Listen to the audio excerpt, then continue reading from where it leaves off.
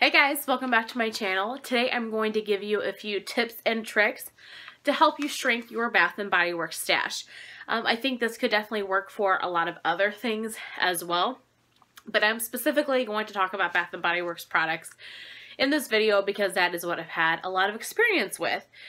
So I got the idea from this video because I have done this project called Project Use It Up Bath & Body Works Edition for a few years now. I've done it the last 6 months, but then I've also done it previously, and that challenge has really helped me get my collection more manageable and more under control. And while I still have a little bit of work to do, I am very, very proud and happy as to where my stash and collection is today. So I thought it would be beneficial for me to tell you guys what I did to get my stash down to the size it is now, and just some different tips that I have for the Bath & Body Works lover to make sure that you're not going overboard and you can shrink your stash.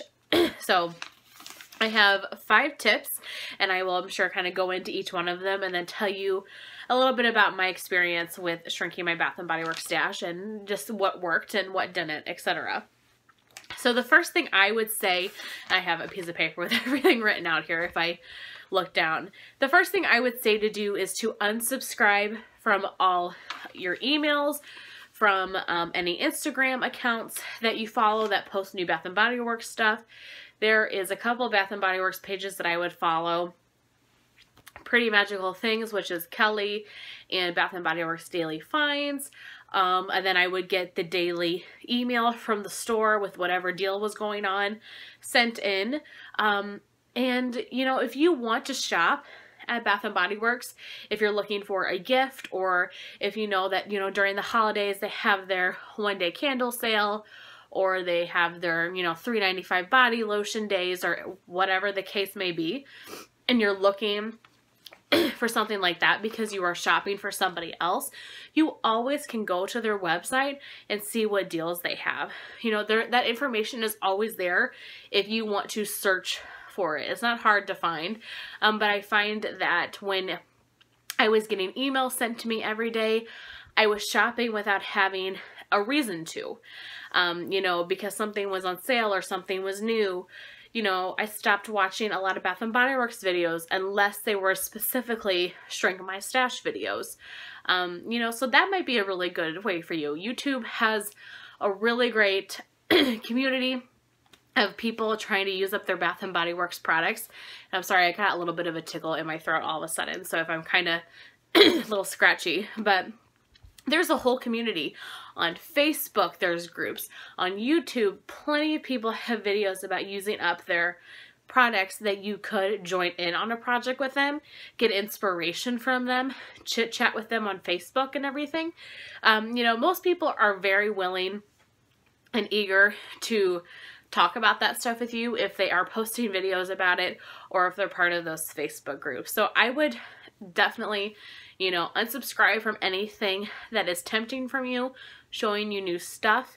And while, you know, there might be somebody that you love to watch that posts a lot of Bath & Body Works products, you know, it's okay to unsubscribe from people, even if you really like them and enjoy their videos, if it's not fitting for your life at that moment. And then, you know, maybe once your Bath & Body Works stash gets back under control, you can go back, subscribe to that person again, and continue watching their videos. So that's my first tip, is just if it's not in front of your face all the time, you won't think about it as much and you just won't be as tempted. Number 2 is to use one product at a time. And what I mean by that is a lot of us, and I have been guilty of this in the past, is, you know, I got to a point where I was like, I am using stuff all the time, but I'm never finishing anything, and my collection is just growing and growing and growing because I was using too many products at one time. You know, you can't go back and forth between 6 body sprays and think that you're going to use one up. And, you know, and as you're adding to your collection, when new collections come out and when the semi-annual sales happen, you're just adding to your collection and never finishing them because you have a bunch of half-empty or barely used bottles of fragrance mist or lotions or whatever the case may be. So when I started picking, you know, one body spray, one shower gel, one lotion, and I was just using one thing at a time, you will be so amazed and happy about how many products you go through, because that product is your internal focus. And I know a lot of people need choices and they get tired with one scent and everything. Well, then pick two. But the fact of the matter is, the more products that you're switching in between, the less likely you are to be able to use anything up.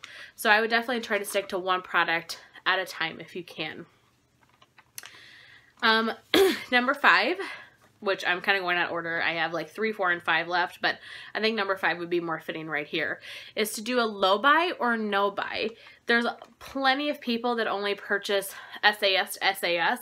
I pretty much only do that anymore because I get the best deals during the semi-annual sale.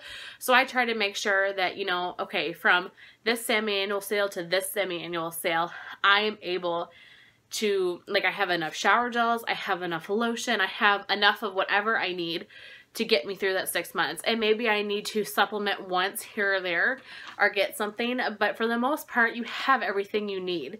And you know, Bath & Body Works does a lot of repackaging, so more than likely, if you are a true like Bath & Body Works collector, you more than likely have that in your stash already. So try to dupe things. If there's something that's coming out that you find out about and you really want, see what things you have. Is there anything similar in your collection? You know, and more than likely, most of these scents are out at least until the semi-annual sale, that you could purchase that, you know, in a few months when it goes on sale or whatever at the SAS. So I would say a low buy or a no buy. I try to no buy it. It ends up being more of a low buy, but in either case, restricting what you're purchasing is obviously great, because then you can use up a bunch of products while you're not bringing a bunch more products in. Number 4, I'm going to go backtrack now, is to take an inventory of what you actually have.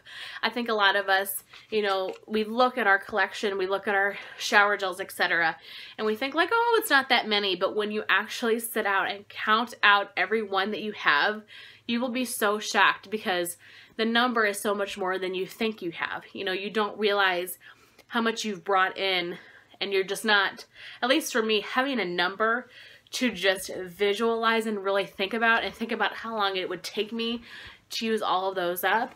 You know, a body wash takes me a month to use. A fine fragrance mist takes me 6 to 8 weeks to use, depending on how much I'm using it. It just, when you put all that into perspective, it's like, okay, I've got enough shower gels here for 4 years. Something's got to give. So I think taking an inventory every you know, quarterly, 6 months, once a year, whatever you need to do, once a month if you need to do it. Whatever you can do to keep that number in your mind and for you to realize how many you have, I think is really great. And I think that's really great if you're tempted to buy something. You know, if there's a new collection that's coming out and there's, you know, a body cream that you really want, and you're like, well, I've already got 12 body creams in my collection, and the likelihood is, you know, these are going to go bad, you know, but by the time I can get to them, if I keep purchasing new ones. So having the number, having the inventory for me is really helpful. So that might be something that is really helpful for you guys as well.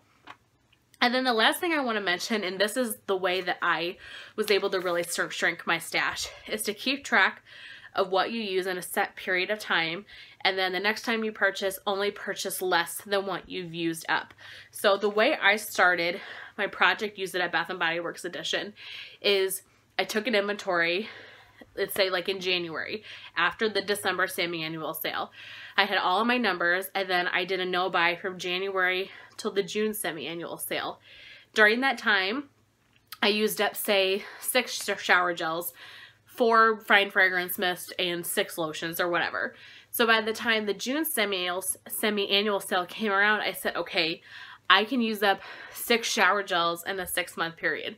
I could only purchase 5 or less at the semi-annual sale. And that's what I would do. I would make sure that I was always purchasing 1 or 2 products less if I wanted them. If I didn't want them, I didn't. But if I wanted 4 to 5 shower gels, I could purchase them as long as it was less than the 6 I had used up in that previous 6 months. I hope that makes sense. So it doesn't shrink your stash a ton because it's only shrinking it a couple of products every few months. But that really kind of got me on the mindset of, this is how much I used. I have to purchase less than this. You know, unless you need 6, unless you need, you know, you're out of shower gel, you're out of whatever, and you need that to get through the next couple months. But I had more than enough. So I'm saying if you have more than enough of a product to last you for a good while, and you are just wanting to buy, but you still want to shrink your stash, purchase one less than what you've used up in the last couple of months. I hope that makes sense. That was the way that I really got into using up my Bath & Body Works products, and I have seriously decreased my stash. So yeah, that is everything I wanted to share with you guys. Those are my 5 tips. Sorry that they kind of got out of order, but once you get talking, you're like, oh, this makes so much more sense to go here, and makes so much more sense than when you like put it out in your head. But in any case, I really hope you guys enjoyed. I will be starting a new Project Use It Up Bath & Body Works edition here in January. So if any of you are looking to shrink your stash and want to join me, you are more than welcome to.